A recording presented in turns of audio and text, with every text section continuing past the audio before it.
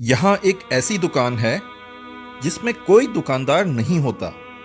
اس میں کوئی شخص مال لا کر بھی نہیں رکھتا بلکہ وہ خود بخود آ جاتا ہے. اس دکان کی کوئی حفاظت بھی نہیں کرتا لیکن یہ ہر قسم کی چوری اور ڈاکے سے محفوظ رہتی ہے. یہی نہیں بلکہ اس دکان پر بکنے والی اشیاء جس فیکٹری میں تیار ہوتی ہیں اس میں بھی کوئی کام کرنے والا نہیں ہے. خود ہی ساری مشینیں چل رہی ہیں اور طرح طرح کی چیزیں ان میں سے نکل رہی ہیں. اور تو اور ان مشینوں کی کوئی رکھوالی بھی نہیں کرتا، حتیٰ کہ اس پوری فیکٹری کا کوئی مالک تک نہیں ہے. میری بات تو خیر چھوڑیں، لیکن اگر یہ بات آپ کو دنیا کا بڑے سے بڑا فلسفی یا دنیا کی تمام یونیورسٹیز کے پروفیسرز مل کر بھی کہیں تو کیا آپ ان کا یقین کر لیں گے؟ یا آپ کا خیال یہ ہوگا کہ ان سب کا دماغ چل گیا ہے؟ اگر ایک چھوٹی سی دکان اور کسی فیکٹری کے متعلق آپ کا یہ خیال ہے تو یہ زمین و آسمان کی صورت میں اتنی زبردست فیکٹری جو آپ کے سامنے چل رہی ہے، جس میں یہ سورج اور چاند جو ایک نظام کے تحت چل رہے ہیں، جس میں سمندر سے بھاپیں اٹھتی ہیں، بھاپوں سے بادل بنتے ہیں، بادل کو ہوائیں اڑا کر زمین کے کونے کونے میں پھیلاتی ہیں، پھر ان کو ٹھنڈک پہنچا کر دوبارہ بھاپ سے پانی بنایا جاتا ہے، پھر وہ پانی بارش کے قطروں کی صورت میں گرایا جاتا ہے، پھر اس بارش کی بدولت مردہ زمین میں طرح طرح کے لہلہاتے ہوئے درخت نکالے جاتے ہیں، قسم قسم کے غلے، رنگ برنگ کے پھل پیدا کیے جاتے ہیں.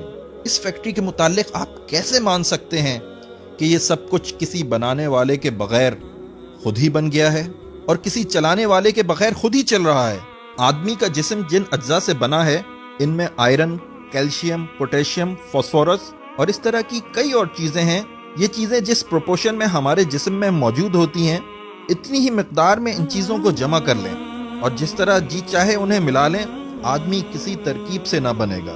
پھر یہ کیسے مانا جا سکتا ہے کہ ان بے جان چیزوں سے مل کر دیکھتا، بولتا، سنتا، چلتا پھرتا انسان بغیر کسی بنانے والے کے بن گیا؟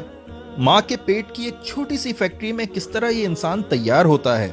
وہاں اسے ماں کے خون سے ہی غذا ملتی ہے، لیکن ماں کی حکمت کا اس میں کوئی دخل نہیں. وہیں اس آئرن، کیلشیم، پوٹیشیم اور فاسفورس وغیرہ کی ایک خاص مقدار جمع ہو کر گوشت کا ایک لوتھڑا بنتی ہے.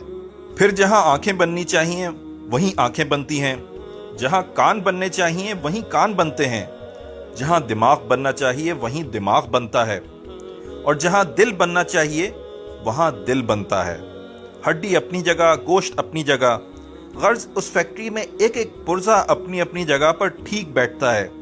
پھر اس میں جان پڑ جاتی ہے، دیکھنے اور سننے کی طاقت، چکھنے اور سونگنے کی طاقت، بولنے اور لکھنے کی طاقت، سوچنے اور سمجھنے کی طاقت، اور نہ جانے کتنی بے حد و حساب طاقتیں اس میں بھر جاتی ہیں. اس طرح جب انسان مکمل ہو جاتا ہے تو پیٹ کی وہی چھوٹی سی فیکٹری جہاں 9 مہینے تک وہ بن رہا تھا خود اسے باہر دھکیل دیتی ہے. اس فیکٹری سے ایک ہی طریقے پر لاکھوں انسان روز بن کر نکل رہے ہیں، مگر ہر ایک کا نمونہ جدا ہے، شکل اور رنگ جدا، آواز، قوتیں اور قابلیتیں جدا، طبیعتیں اور خیالات جدا، اخلاق اور صفات جدا. یہ ایک ایسا کرشمہ ہے جسے دیکھ کر عقل دنگ رہ جاتی ہے. اس کرشمے کو دیکھ کر جو شخص بھی کہتا ہے کہ یہ کام کسی زبردست حکمت، زبردست قدرت، زبردست علم اور بے نظیر کمالات والے اللہ کے بغیر ہو رہا ہے یا ہو سکتا ہے، یقیناً اس کا دماغ درست نہیں. اس کو عقل مند سمجھنا عقل کی توہین ہے.